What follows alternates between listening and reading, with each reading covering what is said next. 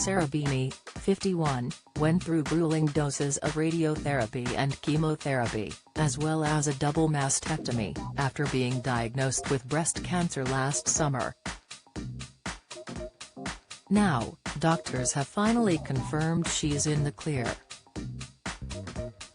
However, the Channel 4 star confessed she still feels weird as she quizzed how doctors knew her ill health wouldn't return. Talking on the Lorraine show earlier, she confessed that coming to the end of her treatment journey was good but weird. The doctors say, "Oh right, that's it then, that's the end of that," and you're like, "How do you know?" she confided. Then they go, "We don't, but we think so." It's an ongoing thing. Sarah, who admitted losing her hair had been deeply traumatic, added, "I have to take drugs for years and be very vigilant.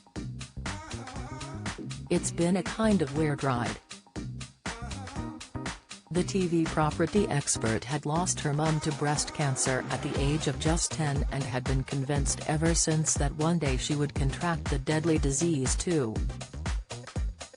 Thankfully, she now seems to have pulled through and made a full recovery, though she remains ever vigilant.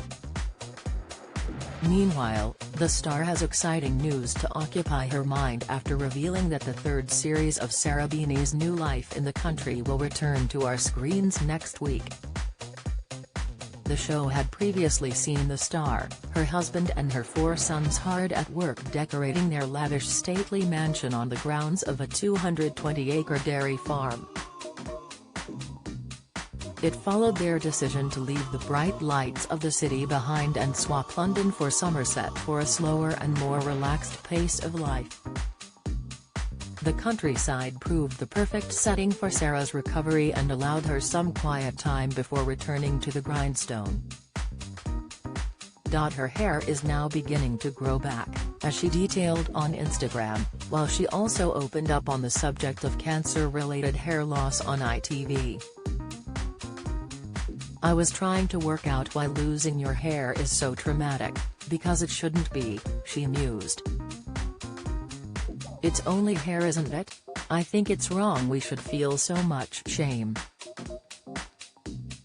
Sarah courageously opted to shave her head entirely using her dog's clippers to avoid seeing it gradually fall out, and she wanted to share her experience with viewers.